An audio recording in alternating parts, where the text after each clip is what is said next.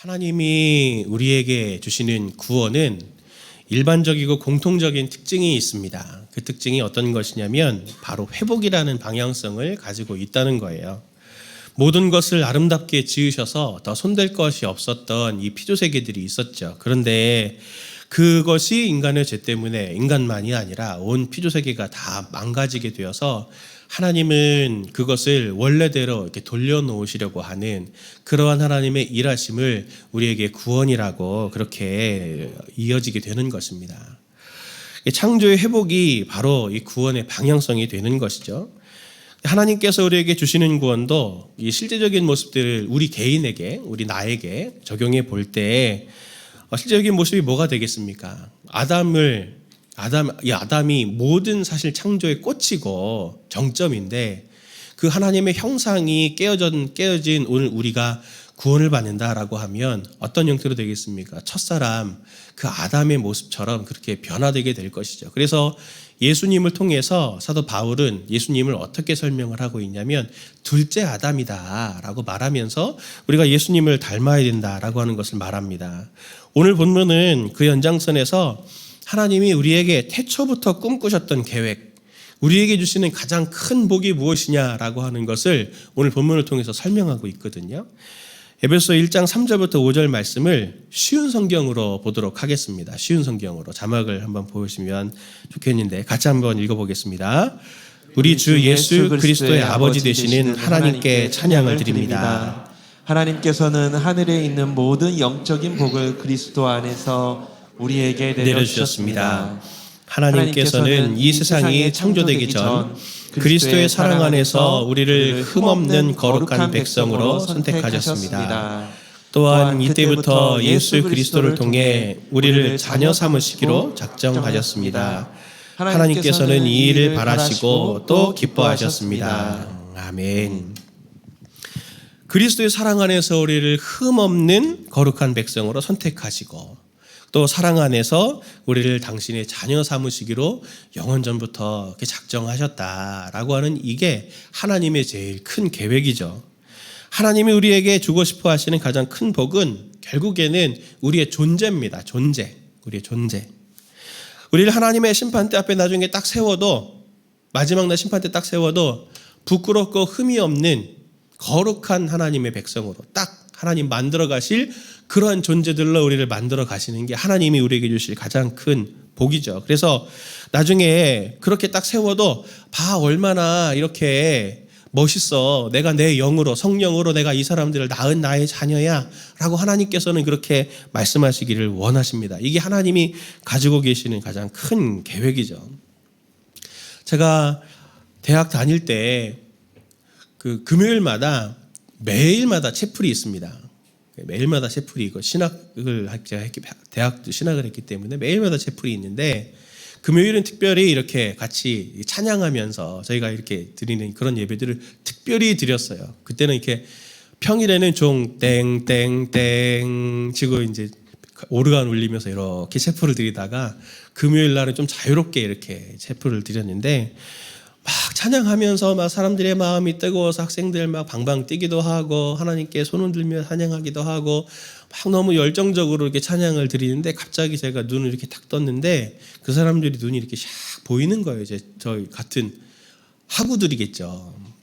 그래서 제가 그걸 보면서 그날 갑자기 문득 그런 생각이 들었어요. 아, 이렇게 하나님을 위해서 찬양하는 고백이 하나님께 내 삶을 드립니다. 하나님 당신의 나라가 이 땅에 임하게 해주십시오. 뭐 이런 찬양들 막 드리고 마음이 뜨거워서 눈물도 흘리고 막 손들고 찬양하는데 아, 이런 학생들이 이렇게 많은데 학교는 왜 이렇지? 그 생각이 들더라고요. 아, 이런 학생들이 이렇게 많으면 교회는 안 이럴 것 같고 우리 사회는 안 이럴 것 같은데 아, 이 모습이 왜 이렇게 학교에는 연결이 안 되고 가정에는 연결이 안 되고 사회는 연결이 안 되나 그런 생각을 들었습니다. 그러면서 이 예배 자체가 무슨 의미가 있나 막 이렇게 되게 조금 교만할 때입니다. 훨씬 더. 그래서 참 이렇게 이 예배가 의미가 있나 막 이런 생각도 들고 이 예배 자체가 결국에는 이 예배를 드리는 우리 이거 기분 좋자고 자기만족적으로 이렇게 예배를 드리는 것으로 마무리되는 것은 아닌가 하면서 한편으로 또 고민하는 시간들을 이제 가졌습니다. 기도하고 결단하지만 그 결단하고 고백하는 것들이 내 삶으로 잘 이렇게 연결이 안 되고 그것을 잘 극복하려고 우리가 또 노력을 하지만 잘 되지 않습니다. 데이비드 프라이드만이라는 사람이 지은 생각의 전환이라는 책이 있습니다. 한때 또 유명했던 시크릿이라고 하는 책들도 있는데 비슷한 주장인데 이 사람의 주장이 뭐냐면 생각이 현실을 만들어낸다. 생각을 바꾸면 현실이 바뀐다. 이런 주장을 하는 책이 이 책의 내용입니다. 그러면서 우리의 생각에 그리고 생각과 결단에 이 감정을 어떻게 우리가 바라보고 그것을 잘 이렇게 조절할 수 있을까에 따라서 결국에 또 우리의 삶이 조금씩 개선이 된다. 이런 이제 심리학적인 접근으로 나가고 있는데 한편으로 보면 일리 있는 말입니다. 제가 책을 봐도 참 도움이 많이 되더라고요. 한번 좀 읽어보셔도 도움은 됩니다. 그런데 우리는 자꾸 무엇인가를 하나님 앞에서 자꾸 하려고 하는 모습을 갖습니다. 그런데 이 생각의 전환, 이 사람이 말하는 결국 생각이 바뀌어야 된다는 거거든요. 주님도 오늘 우리의 이 본문의 말씀을 통해서는 이 생각의 전환을 좀 이끌어내고 계십니다. 결국에 우리는 자꾸 하나님 앞에서 뭔가를 하려고 하는 태도가 아니라 오늘 주님은 우리에게 너의 존재가 바뀌어야 된다라고 하는 얘기를 오늘 이렇게 굉장히 하나님의 큰 계획을 말씀하시면서 우리에게 설명해 주고 계신 거죠. 예수님이 인간이 되신 것도 그의 죽음과 고난과 부활 그리고 신앙에 있어서 가장 근본적인 최종적인 목적지는 우리가 무엇을 하느냐 얼마나 많은 업적을 이뤄냈느냐라고 하는 그것에 있는 것이 아니고 결국 얼마나 예수님을 닮았냐라고 하는 그것에 있다라고 하는 것을 성경이 이야기해 줍니다. 우리는 이 믿음의 방향성을 늘 점검하고 다시 조정해야 됩니다. 존재가 바뀌어야 신앙과 삶이 일치가 될 수 있는 거다라고 하는 것을 오늘 본문이 사실 선명하게도 얘기해주고 있거든요. 에베소 전체를 보면 그렇습니다. 오늘 이것을 가지고 거룩하고 흠이 없는 자녀로 우리가 빚어져 가기 위해서 가져야 될 이 생각의 전환점들을 좀 나눠보려고 합니다. 첫 번째는 우리는 기능이 아니라 존재의 무게중심을 조금 더 두어야 한다라고 하는 것을 말씀 나누고 싶습니다. 우리는 무엇을 하든지 참 열심히 하려고 하죠. 좋은 일입니다. 그런데 방향성 없이 열심히만 하게 되면은 마침내 과도한 에너지를 쓰게 되고 마음과 이게 몸이 다 이렇게 하얗게 타버려서 나중에 공허함이 우리를 이렇게 찾아오게 됩니다. 중앙대학교 사회과학대학의 그 마강래 교수가 지위 경쟁 사회라는 책을 냈더라고요. 부제를 보니까 왜 우리는 최선을 다해 불행해지는가? 책 부제가 참 너무 재밌죠. 왜 우리는 최선을 다해 불행해지는가? 역설입니다. 거기 보니까 이런 내용이 있더라고요. 제가 읽어보겠습니다. 한국의 초중고생들은 아침부터 늦은 저녁까지 공부만 하는 학습기계로 전락한 지 오래다. 심지어는 중학생들에게 의대 진학을 위한 준비를 시키는 학원까지 등장했다. 이 같은 난리 법석이 벌어지는 이유는 학업 성취에 대한 평가가 절대적 척도가 아닌 상대적 척도로 가늠되기 때문이다. 1등부터 꼴찌까지 극명하게 드러나는 구조 속에서 대부분의 학생들은 차별과 배제의 아픔을 경험한다. 그리고 그 아픔을 겪지 않기 위해 밤낮 없이 노력한다. 학생들은 왜 공부해야 하는지에 대해 진지하게 생각하지 않는다. 학생들이 알고 있는 단 하나의 분명한 사실은 좋은 성적을 받아야만 한다는 것이다. 공부하는 이유를 물으면 좋은 대학 가기 위해 좋은 대학을 가야 좋은 직장을 얻을 수 있고 좋은 직장을 얻어야 좋은 보수를 받을 수 있고 좋은 보수를 받아야 좋은 배우자를 얻고 하기 때문이다. 참 공감 가지 않으십니까?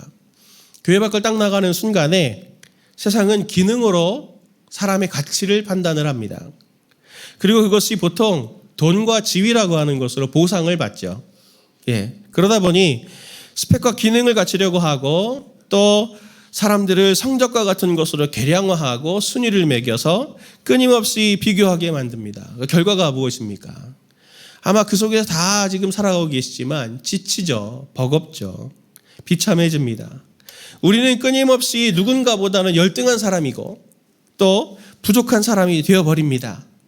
우리가 아래를 바라보며 사는 것이 아니라 비교할 때 늘 위를 바라보면서 살잖아요. 나이가 들고 경제력이 없어지면 가정 안에서나 사회 안에서 자리가 없어지는 것을 일상적으로 성도님들도 보고 계시지 않습니까? 이 분명히 문제가 있는 거죠. 하나님께서 이런 것들을 원하실 리가 없고 기뻐하실 리가 없습니다. 하나님은 그렇지 않으십니다. 오늘 말씀을 한번 보십시오. 하나님의 자녀가 어떤 사람입니까? 어떤 특정한 조건과 어떤 특정한 기준이나 커트라인을 걸고 그 조건과 이 수준에 도달해야만 내가 너희를 구원하고 내가 너를 나의 자녀 삼을 거야 라고 하나님이 그렇게 말씀하지 않으시잖아요. 오늘 이 하나님의 구원받는 사람들에 대하여서 요한계시록에 보면 하나님의 택하심을 받은 구원받은 큰 사람들의 무리가 나옵니다. 그런 그 묘사하는 장면이 몇 군데 등장하는데 요한계시록 7장에 보면 우리가 너무 잘 알고 있는 그 14만 4천 명이 등장을 하지 않습니까? 이들이 누굽니까? 요한계시록 7장 13절 14절 말씀을 보면 같이 한번 보도록 하겠습니다. 같이 봅니다. 장로 중 하나가 응답하여 나에게 이르되 이 흰옷 입은 자들이 누구며 또 어디서 왔느냐?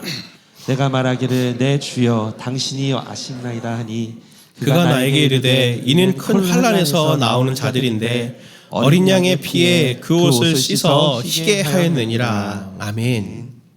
구원받은 사람들은 다른 사람들이 아니잖아요.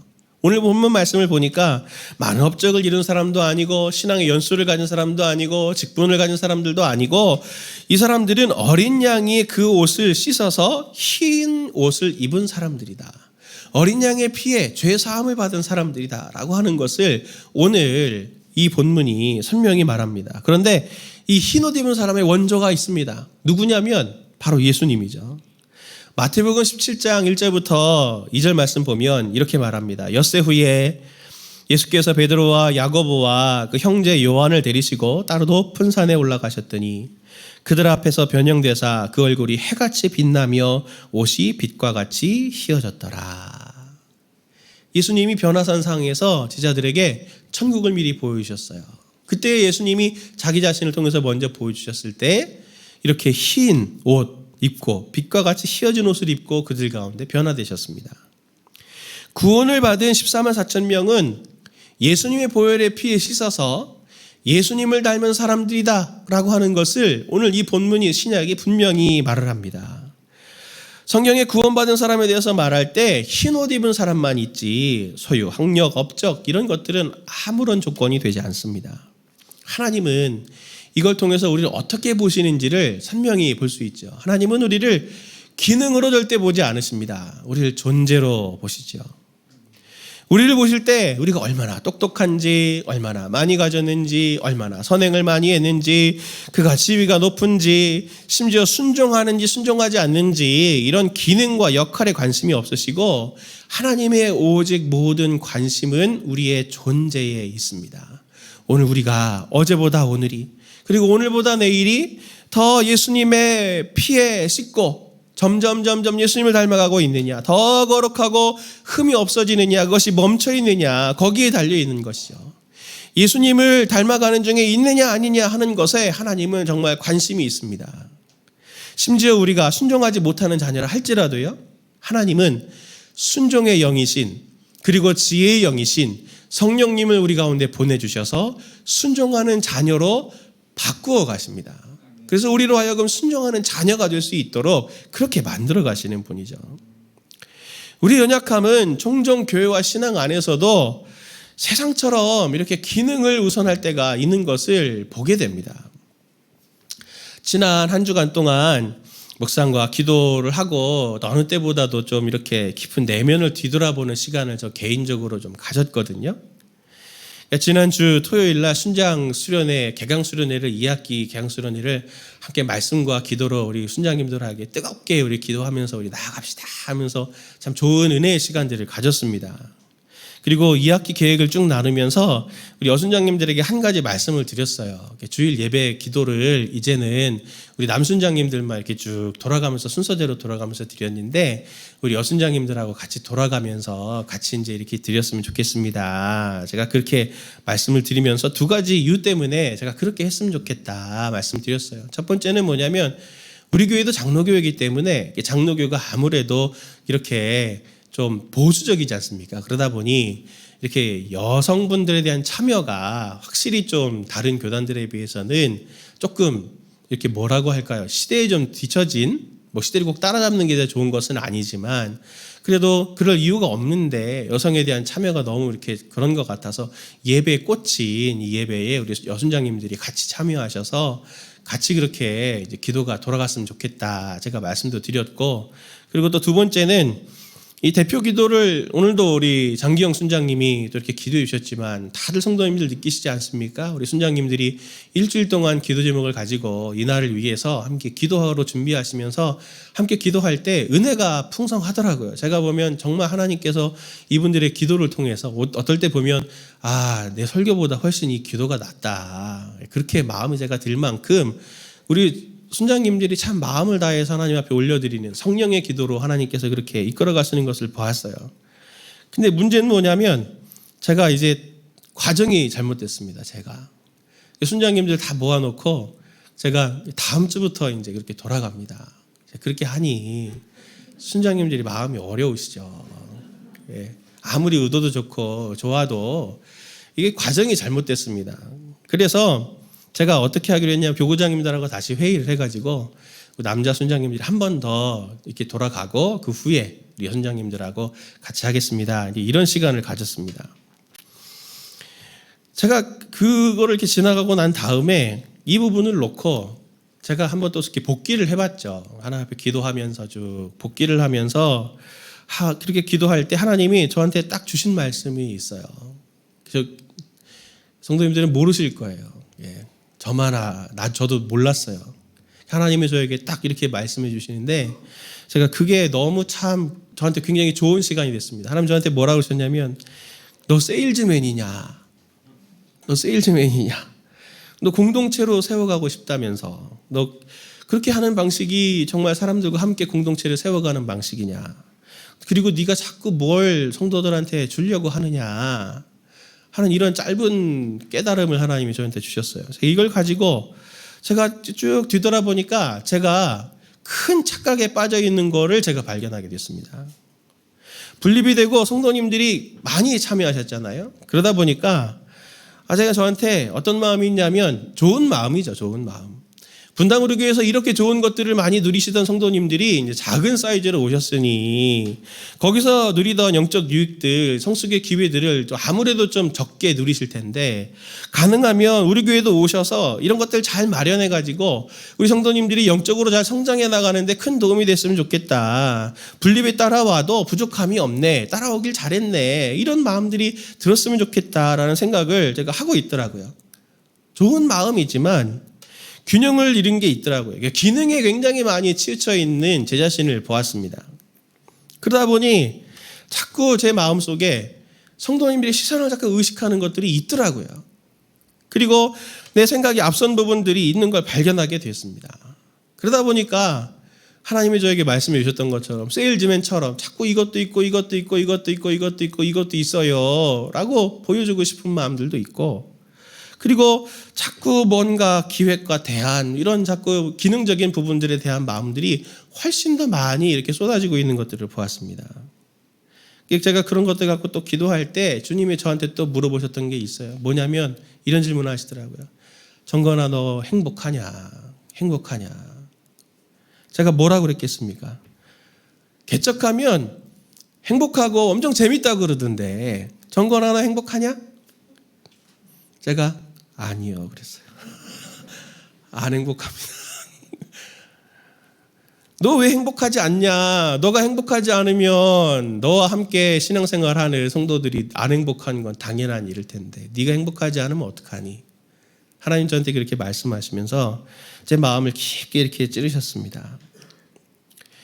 제가 분립에 따라 나온 우리 순장님들 그리고 우리 성도님들 정말 잘 섬기고 싶습니다. 근데 어느새 인간적인 마음으로 그게 바뀌더라고요. 나도 모르는 사이에.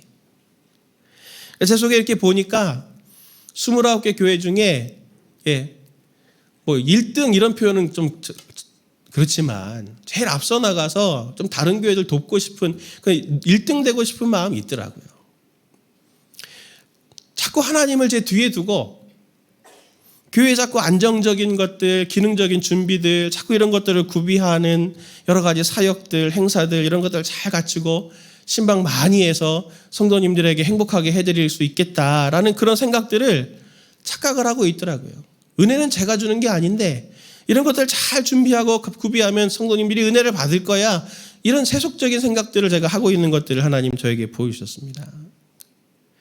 기능에 집중을 하다 보니까 어떨 때는 성도님들을 대할 때 그분들을 때로는 사랑이 아니라 긴장하는 마음으로 그분들을 대할 때도 있고 한 분 한 분을 향한 마음들이 충분히 흘러가지 않고 각 성도님들 한 사람 한 사람들을 예수님 닮게 하는데 어떻게 하면 내가 좀 더 이렇게 애를 쓸까라고 하는 그런 생각이 아니라 많이 거기에서 벗어나 있음을 제가 보면서 하나님 앞에 제가 정말 부끄럽고 너무 속상하고 많은 눈물의 시간을 준비하고 저도 오늘 이 말씀을 준비하면서 또 눈물을 많이 흘렸습니다. 참 부끄럽고 또 속상하기도 하고 또 하나님께도 그리고 성도님들에게도 참 너무 죄송하다는 마음이 들었어요. 그러면서 또 동시에 하나님이 이번 주에 저에게 엄청 큰 은혜를 주셨거든요. 예. 지난주도 어느 때와 마찬가지로 우리 성도님들에게 그리고 또 우리 순장님들도 전화도 하고 또 우리 신방도 하고 하는 그런 시간 가졌습니다. 근데 명절도 되고 그랬는데 건강으로 인해서 이렇게 나오지 못하시는 온라인으로만 예배드리시는 성도님 계시거든요. 그분께 제가 이렇게 전화드려서 어떻게 지내고 계세요? 이제 그런 이제 안부 전화도 제가 드리고 기도도 해드렸는데 그 성도님들이 그 성도님 중에 한 분이 저한테 이런 얘기 하시는 거예요. 목사님, 막 우시는 거예요. 목사님, 화면으로 보니까 목사님 머리가 너무 휑해요. 너무 마음이 아파요. 어떻게 해요? 그러면서 막 우시더라고요. 예. 저희 집안에 털이 좀 없습니다, 원래. 예. 다리에도 별로 털이 없고, 털이 없어서 이런 거지, 이게, 예. 조명을 또 받아서 더 그렇게 부각되는 것이라고 믿어주세요. 예. 근데 그렇게 막 진짜 우셨거든요. 막 우셨어요. 그거 보면서. 이분뿐만이 아니라 다른 분들도 그냥 이렇게 전화 통화를 하는데 뭐 이런 맥락이나 이런 거 저 모르실 거잖아요. 저의 마음을. 그런데 그분들이 이 한 주간 동안에는 또 특별히 그분들을 통해서 하나님이 저에게 이렇게 전해주시는 말들이 하나님의 위로로 저한테 이렇게 쭉 다가오는 것들을 제가 보았습니다. 그러면서 제가 하나님 앞에도 기도하게 되더라고요. 이렇게 참 부족한데, 이렇게 참 아직 미숙한데, 아직 담임 목사로도 아직 이렇게 균형 잡힌 모습들이 아직 없어서 참 이렇게 성도님들 마음 아프게 하는 이런 연약한 난데 이분들이 내가 뭐라고 가족으로 이렇게 여겨주시고 받아주시고 사랑해주시는 이런 마음을 제가 이렇게 받나 사랑의 빛을 지나 하면서 참 감사하게 되었습니다. 우리 성도님들 제가 머리카락이 더 없어진다고 떠나진 않으시겠죠, 교회를. 네. 기능이 아닌 존재를 소중히 여길 때 함께 하는 것만으로도 뭔가를 주지 않아도 함께 하는 것만으로도 참 감사가 있고 행복이 있더라고요. 그래서 제가 사역의 행복을 다시 되찾았습니다. 그래, 이게 사역이지. 이게 목회고 이게 교회지 하는 생각들을 하나님께서 제게 다시 이렇게 회복해 주시는 시간들을 갖게 되었습니다. 주님은 성도님들의 말과 행동을 통해서 저를 기능이 아닌 저를 있는 모습 그대로 받아주시는 하나님의 시선을 다시 한번 회복하게 되었습니다. 마음이 다시 새기게 되었어요. 성도님들, 혹시 성도님들은 저처럼 이런 기능의 함정에 빠져 계시지는 혹시 않으십니까? 공동체라고 이름이 붙는 모임들이 있잖아요. 제가 나중에 한번 이걸 가지고도 한번 설교를 하겠지만 공동체라고 하는 성격을 갖고 있는 이 모임들은 그 근원이 어디에서 오는 거냐면 삼위일체 하나님에게서 오는 것입니다. 거기서 파생이 되는 거예요. 대표적인 예가 가정이고 그 다음 게 교회이겠죠. 이 시대의 가정이 깨어지고 제대로 작동하지 않는 이유가 어디 있습니까? 기능이 우선시돼서 그런 거 아닙니까? 아빠들은 스스로 ATM기가 된 것 같다며 엄마는 밥하는 사람이고 아이들은 공부하는 기계고 입시 준비하는 사람이고, 은퇴한 할머니, 할아버지들은 이제 돈도 못 벌고 가정살림도 못 하시니 쓸모없는 사람으로 스스로 여기면서 모든 세대들이 가정 안에서 자책을 하면서 자기연민에 빠져 있는 그런 이 시대의 현상을 우리가 지금 겪고 있지 않습니까? 이게 왜 그렇습니까? 기능을 우선시하기 때문에 그렇습니다. 우리가 거룩하고 흠이 없는 자녀가 되려면 우리는 스스로 식구들을, 교회 안의 성도들을 바라보는 시선이 기능과 조건을 중요하게 여기는 세속적인 시선이 아니라 상대를 바라보면서 있는 모습 그대로 그들을 받아줄 수 있는 그 마음, 존재를 소중히 여기시는 하나님의 시선으로 우리의 시선이 자꾸 바뀌어야 하고 그 시선을 가지려고 몸부림을 쳐야 합니다. 그분은 하나님께서 내게 주신 아버지잖아요. 내게 주신 어머니잖아요. 내게 주신 가족이고 형제고 자매잖아요.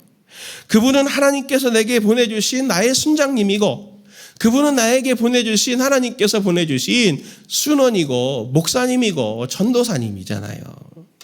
그들에게 연약함이 보인다면 내게 있는 강함으로 그들을 섬기고 그들을 긍휼히 여기며 위해서 기도해 줄 수 있고, 어떻게든 동역해서 함께 이 공동체가 잘 하나님의 은혜로 흘러갈 수 있도록 함께 그 마음을 흘려내고 손을 보태야 되겠다라고 하는 것이, 그것이 공동체가 아니겠습니까?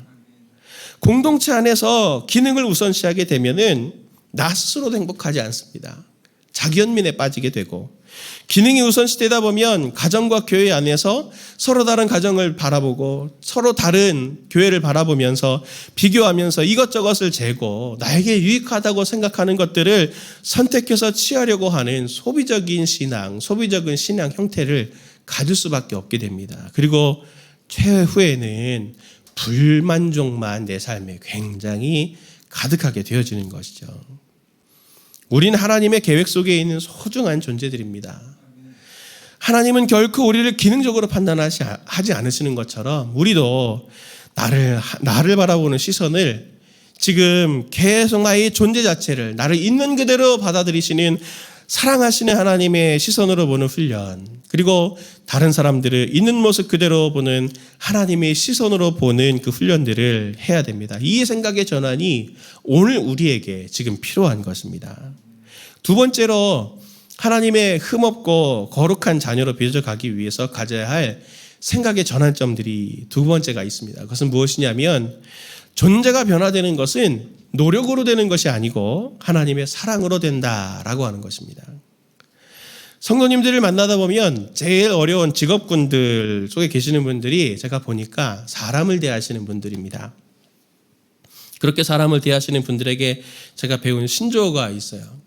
사람을 대하시는 분들에게 반드시 찾아오는 한 사람이 있는데 그게 이제 JS라고 하는 사람이라고 하더라고요. 저도 그 얘기를 듣고 JS가 뭐예요? 그랬더니 진상이요. 예, 진상이 있답니다. 진상이. 사람이 제일 어려운 것 같아요. 그것보다 더 어려운 건 뭐냐면, 제가 보니까 제일 어려운 게 사람이 바뀌는 겁니다. 사람이 바뀌는 건 정말 어렵더라고요. 에베소서 1장 3절 말씀을 우리 쉬운 성경으로 다시 한번 보도록 하겠습니다. 같이 봅니다. 우리 주 예수 그리스도의 아버지 되시는 하나님께 찬양을 드립니다. 하나님께서는 하늘에 있는 모든 영적인 복을 그리스도 안에서 우리에게 내려주셨습니다. 아멘. 하나님께서는 하늘에 있는 모든 영적인 복을 그리스도 안에서 우리에게 내려주셨습니다. 그랬습니다. 모든 영적인 복을 쏟아부으셨대요. 이 말씀은 뉘앙스를 살리면 하나님이 모든 자원을 다 동원했다. 모든 자원을 다 동원했다.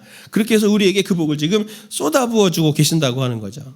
그 목적이 무엇입니까? 4절 5절 말씀 보니까 하나님께서는 이 세상이 창조되기 전 그리스도의 사랑 안에서 우리를 흠없는 거룩한 백성으로 선택하셨습니다.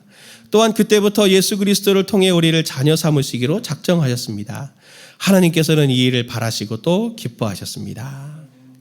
이 말씀에 따르면 하나님이 하늘의 모든 자원을 쏟아부어 주시는 이유는 흠없는 거룩한 백성으로 선택하신 것, 그리고 우리를 예수님을 통해서 당신의 자녀 삼는 것을 위해서 모든 하늘의 자원을 다 지금 쏟아붓고 계시다고 하는 것을 말해주고 있거든요. 이 말씀에는 하나님의 꿈과 의지가 담겨 있습니다. 하나님의 모든 자원을 쏟아부어서 예수님을 닮게 하시는 것인데 그 자원이 무엇인가? 그 자원, 무엇으로 이 하나님의 이 모든 자원이 우리에게 전달되는가라고 하는 것을 4절이 말합니다. 4절 말씀을 같이 한번 보겠습니다. 시작. 곧 창세전에 그리스도 안에서 우리를 택하사 우리로 사랑 안에서 그 앞에 거룩하고 흠이 없게 하시려고. 아멘. 이 짧은 한 절에 이 두 가지의 안에서라는 단어가 나옵니다. 안에서, 그리스도 안에서, 사랑 안에서. 이 안에서라는 말은 헬라 문법적으로 보면은 도구, 통로 이런 것들을 말합니다. 우리가 택함을 받은 것은 예수 그리스도를 통해서 받게 되는 것이죠. 우리가 거룩하고 흠이 없게 되는 것은 무엇을 통해서 됩니까? 오늘 말씀을 보니까 사랑을 통해서라고 말합니다. 사랑을 통해서. 사랑이 도구가 되어서 우리가 거룩하고 흠이 없어지게 되는 것입니다. 하나님이 우리를 변화시키시는 도구는 다른 어떤 것이 아니라 바로 이 사랑이라고 하는 것을 꼭 기억해 주십시오. 제자훈련이 시작됐습니다. 예, 하나씩 한 반씩 개강하게 됩니다. 제자훈련을 이제 하면은 제가 쭉 이제 인도에 하면 할수록 예, 재밌는 현상들이 있는데 공통점이 있다는 거예요. 그러면서 모든 인간은 다 성경 말씀대로 부패했구나. 제가 그것을 이제 알게 되는데, 네. 제자 훈련을 할 때 훈련생들에게 종종 이런 말을 들어요. 숙제를 하다 보면 거기 느낀 점과 결단을 꼭 쓰게 하거든요. 설교 요약을 하거나 거기에 귀납법적 성경 연구를 하거나 그럼 느낀 점과 결단을 꼭 쓰게 합니다. 그런데 그것들 쓰다가 보면은 한 중반쯤 넘으면 훈련생들이 저한테 종종 하시는 얘기가 무슨 얘기를 하냐면 목사님 반성문 쓰는 것 같아요. 무엇을 못했다. 해야 되겠다. 예. 더 열심히 해야 되겠다. 그렇게 이제 적으시는데 누가 뭐라 하지 않아도 제가 뭐라고 막 책망하거나 그러지 않거든요. 기도만 제가 해드립니다. 근데 스스로 부족함과 일상의 넘어짐에 대한 절망을 자꾸 느껴가요. 그러니 제자훈련이 힘든 거죠. 자꾸 그 민낯을 보니까요. 안 되는 거 보니까 얼마나 힘들겠습니까? 근데 안 되니까 결론은 더 열심히 사랑해야 되겠다. 더 열심히 기도해야 되겠다. 이런 건 적용이 아니다. 제가 그렇게 얘기해요. 예. 이런 건 적용이 아니다. 그렇게 적으시는데 우리가 일상에서 그렇게 배웠잖아요. 안 되면 어떻게 합니까? 더 열심히 해야지. 더 도전을 해야지. 우리가 보통 그렇게 하잖아요. 부족해? 더 많이 애써. 부족해? 더 많이 노력해. 부족해? 조금 더 시간을 줄이고 공부를 해. 조금 더 한 장이라도 더 문제를 풀어봐. 조금이라도 한 장이라도 이력서를 넣어봐. 우리가 보통 그런 식으로 하잖아요. 근데 노력할수록 배우게 되는 건 뭐냐면 절망을 많이 배웁니다. 노력해도 안 되는 것들이 있구나. 성도님들 한번 생각해 보십시오. 삶에서 큰 은혜를 받았을 때, 삶에 큰 변화를 일으켰던 때를 한번 생각해 보십시오. 언제 큰 변화가 있으셨나요? 예수님의 큰 사랑이 경험될 때가 아니셨습니까? 예수님을 핍박하던 사울이 예수님의 복음 전도자인 바울로 어떻게 바뀌었습니까? 다메섹으로 그리스도인들을 체포하러 갈 때 그 길에서 예수님을 만났죠. 예수님이 바울에게 뭐라고 하셨습니까? 사울아 사울아 내가 어찌하여 나를 핍박하느냐. 너가 하나님을 나를 섬긴다고 하면서 네가 왜 나를 핍박을 하니 하는 하나님의 따뜻한 음성을 이 사울이 들었어요. 실패한 베드로, 예수님을 3번이나 배신한 베드로가 낙심해서 물고기 잡으러 갔을 때 주님께서 그에게 다시 찾아오셔서 첫 사명을 그에게 회복시켜 주실 때 어떻게 그렇게 하셨습니까? 따뜻한 아침을 차려주시면서 베드로에게 3번 물으셨죠. 요한아, 베드로야, 내가 나를 사랑하느냐?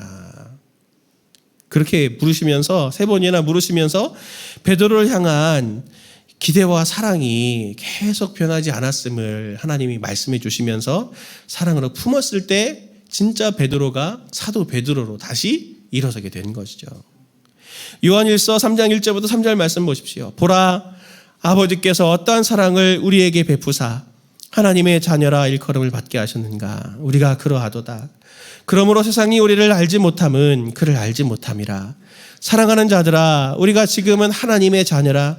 장래에 어떻게 될지는 아직 나타나지 아니하였으나 그가 나타나시면 우리가 그와 같을 줄을 아는 것은 그의 참모습 그대로 볼 것이기 때문이니 주를 향하여 이 소망을 가진 자마다 그의 깨끗하심과 같이 자기를 깨끗하게 하느니라. 아멘. 하나님의 사랑을 많이 받은 사람이 자기를 깨끗하게 할 수 있습니다. 사랑을 많이 받아야 많이 바뀌는 거예요. 열심히 노력하고 애써서 되는 것이 아닙니다. 금방 지치게 돼요. 사랑을 많이 받아야 존재가 바뀝니다. 사람이 변화되는 것은 지적과 비판 그리고 알려줌을 통해서 되는 것이 아니라 사랑으로 예수님의 사랑이 담긴 칭찬과 격려와 그 마음이 전달될 때 그 사람이 진심으로 변할 수 있는 내적인 에너지가 생기게 되는 것이죠. 하나님의 사랑을 많이 받아야 더더욱 예수님처럼 변화되고 싶은 욕구가 생기게 됩니다. 하나님의 사랑을 충만히 받고 그것이 흘려 넘칠수록 더욱 깨끗한 자들이 되게 되는 것이죠. 내게 변화가 필요한 지점이 있다고 느끼십니까? 그렇다면 그것을 변화시키려고 노력하고 애를 쓰고 하는 것이 먼저가 아니에요. 내가 이것이 변화되어야 되고 이게 내가 미숙하고 내가 이게 부족하다라고 생각할 때 은혜의 십자가, 사랑의 십자가, 예수 그리스도의 그 사랑 앞에 나아가서 그 하나님의 사랑을 충만하게 먼저 받고자 하는 것이 먼저가 돼야 됩니다. 하나님은 모든 하늘의 모든 자원을 동원해서 오늘 성도님들에게 하나님의 사랑을 쏟아부어 주고 계세요. 아까 제가 개인적으로 드렸던 제 간증의 예를 통해서도 그분들은 한 분 한 분이 저에게 하나님의 음성으로 저에게 그런 얘기를 해주신다라고 하는 생각 안 하셨겠지만 저는 그분들을 통해서 하나님의 그 사랑을 제가 그렇게 받고 다시 제 위치로 다시 찾아갈 수 있게 된 것이 아닙니까? 우리에게 존재가 변화되기 위해서는 끊임없이 예수님의 영향력, 바로 하나님의 사랑이 우리에게 필요합니다. 우리의 존재가, 우리의 신앙 인격이 변하려면 자꾸 그분을 바라보고 자꾸 그분을 만나고 자꾸 그분에게 주시는 사랑을 공급받으십시오. 성도님들의 삶에 기쁨과 슬픔과 또는 그것이 눈물과 아픔과 아쉬움과 그것이 고통이라고 한다면 그것을 보는 관점이 생각이 바뀌었으면 좋겠어요. 그것들이 하나님의 사랑을 확인하고 하나님의 사랑을 공급받을 통로로 삼으셨으면 좋겠습니다. 이 고통의 눈물을 통해서 나의 이 고통을 위로하시는, 눈물을 씻으시는 하나님의 사랑을 하나님 제가 받기를 원합니다. 내가 이렇게 미숙한 것들을 발견했을 때 나의 미숙함을 채우셔서 온전케 하시는 하나님의 사랑을 맛보기를 원합니다. 우리가 그렇게 하나님 앞에 기도하면서 하나님 앞에 나아가서 주님께 그 사랑을 충만히 받게 된다면 그 사랑이 나도 모르는 사이에 나를 변화시켜 정말 우리의 존재가 예수 그리스도를 닮는 그러한 사랑의 사람이 될 것입니다. 사랑하는 성도님들, 하나님의 사랑을 많이 받으십시오. 그래서 그렇게 거룩하고 흠이 없는 사람이 되십시오. 우리 성도님들 꼭 하나님의 사랑을 많이 받는 사람이 돼서 막 흘러 넘칠 수 있는 사람이 되기를 원합니다. 그래서 그렇게 흘러 넘쳐서 주변에 하나님의 사랑을 계속 흘려줄 수 있는 하나님의 사랑의 동역자가 되시기를 예수님의 이름으로 축원을 드립니다. 오늘 이 말씀을 생각하면서 하나님의 사랑, 하나님의 그 첫사랑을 회복하고 확인하는 이 시간 되었으면 좋겠습니다.